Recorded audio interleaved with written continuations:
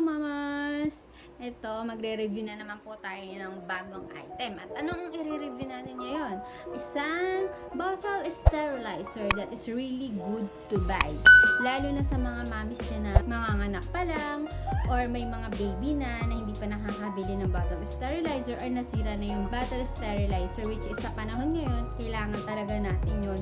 Lalo na madaming virus, bacteria na nagkalat. Parang hindi na masyadong safe yung papakuluan natin na saan yung materials pa ng bottle. Hindi siya ganun ka-reliable. Pag pinakuluan, baka may ibang materials or whatsoever. So, mas maganda ko siguro kung steam sterilizer. Tapos, nagda-dry na siya automatically. Saka na vacuum other dirts na naiwan dun sa bote. So, yung mga bottle sterilizer ngayon, napapansin natin, minsan sterilizer lang sila, steamer lang sila. So, manually, i-dry mo pa sila. Parang pinakuluan mo lang din sila tapos tinanggal mo dun sa pakuluan, then i-dry mo sa rack. Hassle pa din yun para sa ating mga mommies, lalo sa panahon ngayon na sobrang busy na tayo ngayon.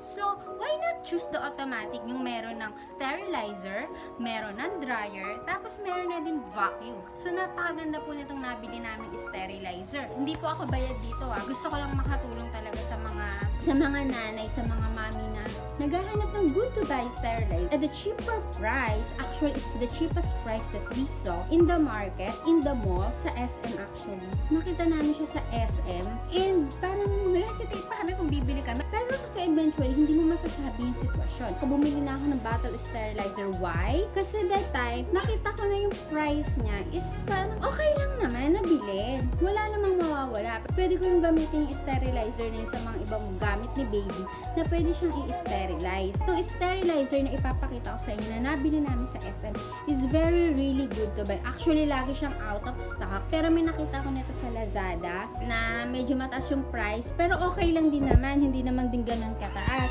Parang konti lang yung difference. 100-200 pesos lang. So, ipapakita ko sa inyo yung sterilizer na nabili namin. Ito na yung bottle sterilizer na sinasabi ko. Bubuksan natin siya. Ang tatak niya is Barney. Pag inopen natin siya, may makikita tayong 8 rack. Pwede nyo dyan ilagay yung mga bote, tapos sa taas yung mga takip, yung mga chupon.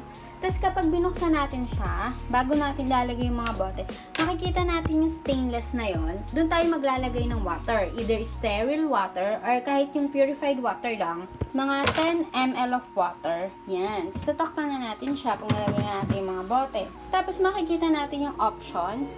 Auto. Ayun yung full cycle. So, nothing to worry na. It's fully automated. Makikita natin siya dito. Ma-sterilize na siya. After sterilizing yung steam, magda-dry na siya. Tapos, after drying is the vacuum. Pero pag gusto naman natin na sterilize lang, steam lang, pwede naman yan. Steam lang natin siya. 15 minutes yon. Tapos, pwede namang dry lang. Dry alone lang. 45 minutes.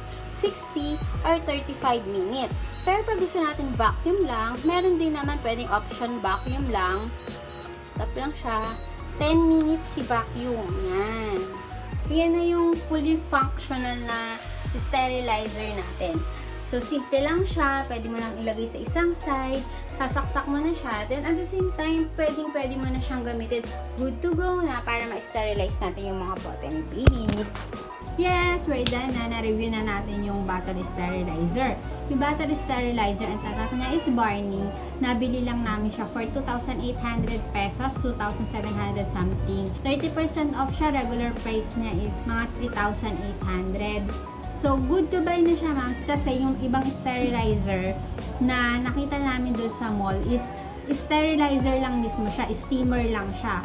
Wala pa siyang dryer. So, kailangan pa natin ng ibang rack para i-dry yung mga bottle na na-sterilize kung ganun yung bibili natin. Pero yung nabili namin, nakita namin na Barney, okay siya. Makikita nyo meron na siyang dryer, meron na din siyang vacuum. So, complete cleaning mechanism na siya. So, ayun yung nagustuhan ko. Hindi siya ganun kamahal, unlike ng mga ibang branded na mga sterilizer na parehas lang din naman ng function. Pero itong si Barney, nagustuhan ko siyang mura siya, efficient, tapos complete function pa siya. So, para sa mga busy mommy, syempre kung may baby ka, busy ka, it's good na after you wash yung bottle ni baby, okay na siya. I-sterilize mo lang din, madadry na siya ng kusa doon, and okay na, ready to use na ulit yung bote.